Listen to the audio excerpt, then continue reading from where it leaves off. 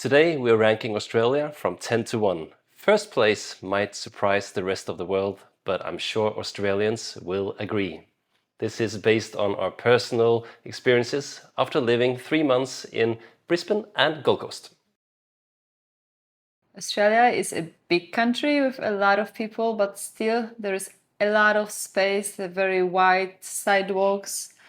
You don't feel the crowd around you, and which is very nice.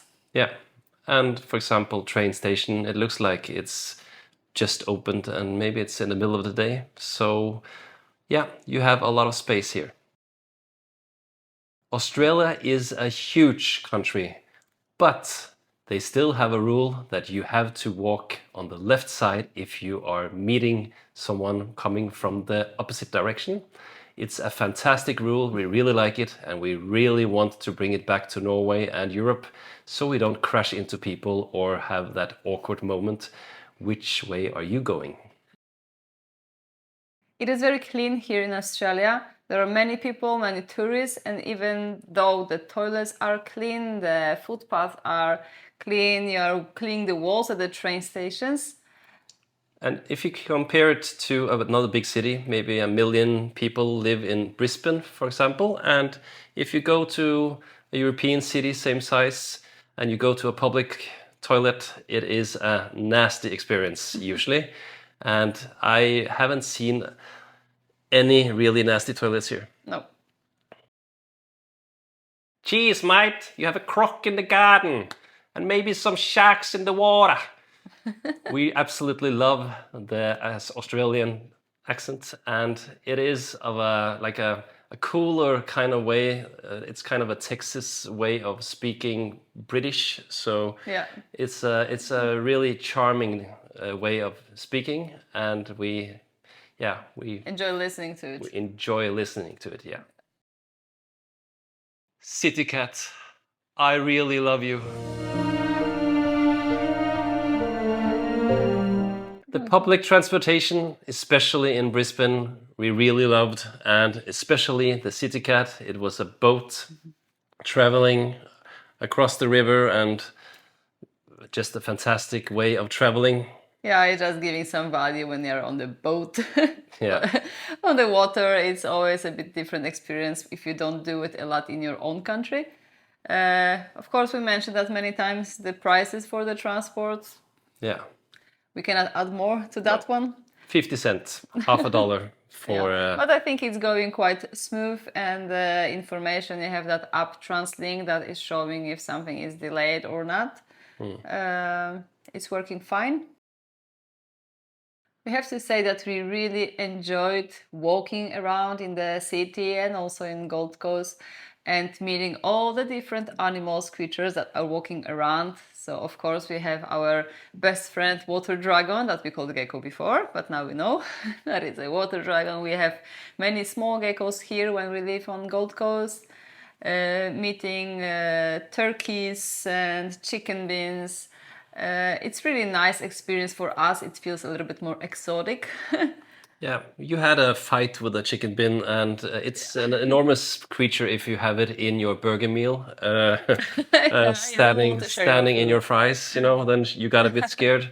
But or else they're just walking around, and we find it kind of a funny bird. I can understand the Australians are annoyed because it's like a very, very big seagull walking around trying to take your food, but yeah, we like it. But they are not so nagging and they don't make any noise, so this is nice because seagulls, they are very noisy at the same time, so they're even more annoying. And then you have, in Norway, it would be really, really exciting to just see a small bat, and it would be like this, and where was it, Here they are flying and they are maybe like that. Yeah, very around, and every evening when you look up, there's a lot of them, and it's very cool. On the Gold Coast, you have kind of a Dracula theme show restaurant thing outside our shopping center, and when it's getting dark, it looks like all those flying foxes, or what we call bats here in Norway.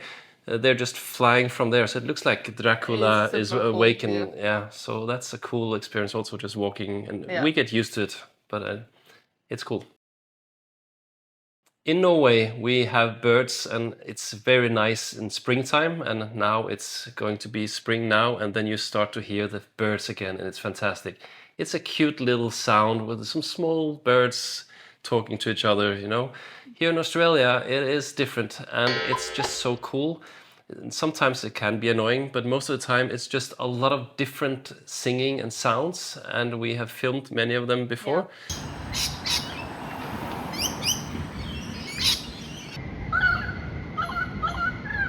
And so it's a lot of noise from the birds. And it's insane sometimes. We were in Broadbeach on Gold Coast.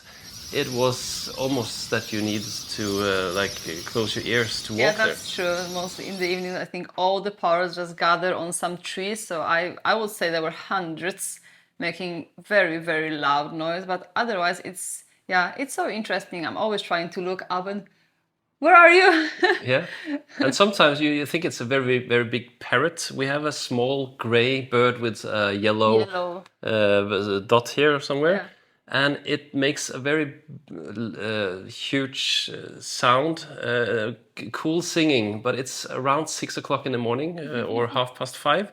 It started quack, quack, quack, quack, quack, kind of a thing. And it's very cool, not if you wake up by it, but or else it's just very, very cute to listen to. Yeah. We know that Australia is more than Queensland, but where we have been, the landscape is just fantastic. We have so many nice places to see, and you feel like a professional photographer if you walk around here. You have the beach on the Gold Coast. You can't really do anything wrong there if you just take a photo. Then you have the river in Brisbane. It's just fantastic wherever you take a photo. You have the what we call jungle, the rainforest. Yeah, you have the landscape we went to New South Wales. It looked more like Europe, but some enormous mountains in the background, and the fields and the colors. A lot of green here. Yeah, that's the great part, to have that green all around. And flowers, and now it's autumn, and then now there's flowers on the trees. So yeah, it's amazing everywhere. I don't like cold and I really enjoy when it's warm. So even though when we came here in the midsummer or maybe end of the summer, whatever, it was super hot, but I was still enjoying. It's so fantastic. I can just get out, put something light on you and go out of the door. Enjoying the sunshine, and on Gold Coast it's quite windy, so you don't feel that weather maybe that much. So this is really great to have it like this. Yeah, and I love walking in something very light clothes. I always take off my jeans in Norway every time I get home from work. Here I put on shorts and a t-shirt, and that's it. Yeah. And I could live like that forever. I don't need to have anything else on. I like that dress code in especially Gold Coast: shorts, t-shirt, maybe a hat. You know, that's fantastic. And yeah, we don't miss the Scandinavian weather either when you have those chilly or cold days with just gray, or a week of gray. Yes. At least it's north of Europe. Yeah. You just have a gray week. You can have 2 intense gray, really bad days here with a lot of rain, or else it's usually, you know, the sun is coming back very soon. or else it's like the weather forecast is always rain and sun, and then you know that most probably you will have a shower if you are unlucky during the day, or else it will come in the evening. And then you can usually just say, okay, we're going to the beach, even when it's very cloudy. That's true. And it's warm enough. In Norway, you really need to be careful to plan anything 3 days ahead, because maybe it's just really bad.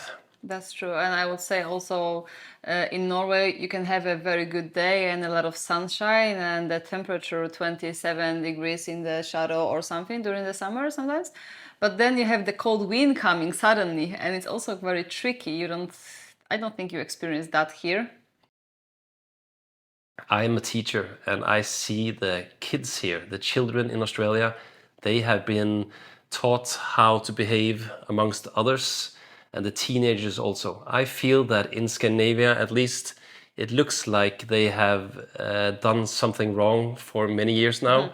They are not so polite anymore. They do a bit more that like they want to do, and they are not thinking about if they are running into someone or saying sorry or hello or anything like that. Yes. I experienced something yesterday when we walked in Kulangata, and we were walking, three people next to each other on the footpath.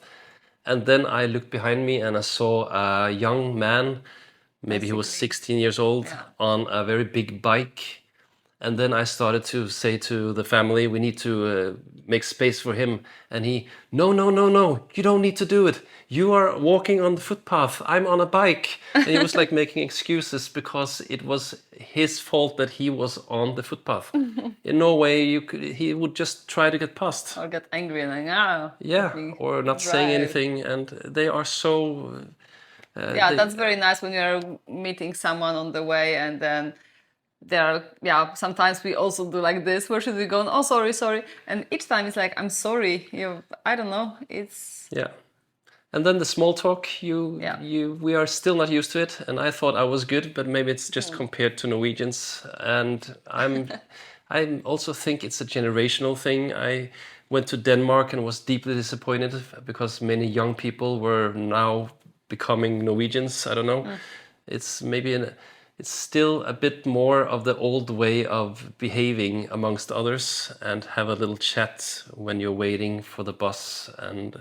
And we get surprised sometimes. And so it takes a long while. I need to live here for some years, maybe. To get used to it and to start responding more. Yeah, it's also a language thing for us, but it's so nice that they look usually so happy and they want to have a chat. In Norway, many times I feel that if you meet a stranger, maybe he looks old and then it's like, oh no, he's gonna steal something or he wants something from me or there's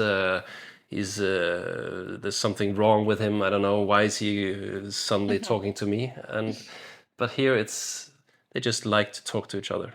If you liked this video, we hope that you will follow us on our journey now into Asia. We'll go to Thailand, Malaysia and Sri Lanka, and we will give you some awesome footage and a lot of honest opinions about being there. And which country will be the better one and how are they comparing to Australia.